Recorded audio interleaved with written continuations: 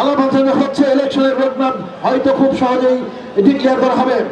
তাই আপনারা আরেকটা দিকে খেয়াল রাখবেন, নির্বাচনের মাধ্যমে যে কয়েকটা পোস্টে আপনারা ভোট দেবেন, এর বাইরেও কিন্তু এই কমিটিতে আরো অনেক পোস্ট থাকবে। এই কমিটি হবে, উপজেলা কমিটি হবে 101 সদস্য বিশিষ্ট।